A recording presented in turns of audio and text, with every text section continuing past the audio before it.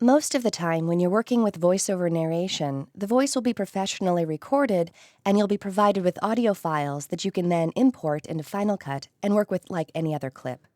However, sometimes you just need to record some basic scratch audio as a placeholder to work with until you get the professional audio. Let's talk about how to record this scratch audio. So I'm going to go into 6.5, and I have our farm to table opening sequence, and I'm waiting for the professional voiceover audio to come in. Basically, the narration is just going to give a little tease of the program here at the end of the sequence. I'm going to set everything up, and then I'll record the audio so we can plug it into the right spot. So first of all, I'm just going to position the playhead at the location that I want the scratch narration to start. And because Final Cut's default setting is to loop the playback as soon as we get to the end of the sequence, so it starts over at the beginning, I want to turn that off because I want to record the narration past the end of the sequence. So I'm going to come up to View, Playback, and turn off Loop Playback for now. And now I'll open up the Record Audio window. I'll go to Window, Record Audio, and we just need to configure this. So here at the top, we have the destination event. So it's going in the farm to table event, which is good. And we have an input device. So I have a USB microphone connected to my system, so that's good. And then we have this monitor checkbox, which you can check if you would like to hear yourself as you record.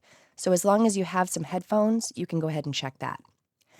Next, you want to make sure your levels are okay. And as you can see here, I have my audio meters that show me my levels. And just as before, we want to make sure that my voice is peaking within normal ranges, between -12 and -6. So far, so good. I think I'm ready to record. One other thing I'm going to do is just disable the music because this is going to play as I run over this last part of the sequence.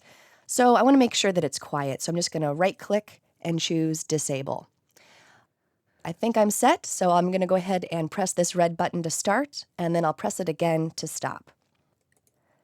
Prepare to follow BD Dowge as we embark on the journey of the farm-to-table movement, a delicious adventure of organic farming. Great. So if you take a look in the timeline, the audio was recorded right into my sequence, and it was also saved in my library. If I come to Farm to Table, and here it is, VoiceOver 4. And if I like, I can create an audio keyword collection to store it in. But coming down to the audio clip in my timeline, let's go ahead and listen to it, and then we might want to trim it up to make sure that we remove any parts that I don't want. So let's enable the music again. And we'll probably actually want the music to play over the narration, but we'll probably want to bring it down a little bit. And let's see what we've got.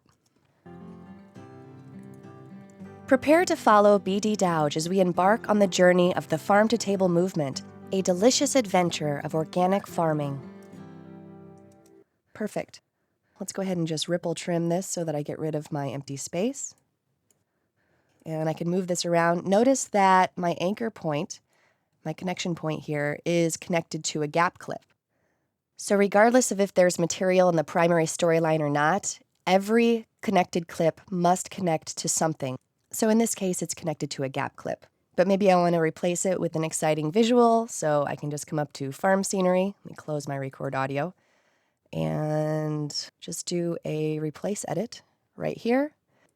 Replace from start, and now we've got some visuals to go with our narration. So as you can see, this is a pretty streamlined process. Again, you should certainly strive for professional recording conditions for any serious project, but getting some basic scratch track into Final Cut Pro 10 couldn't be easier.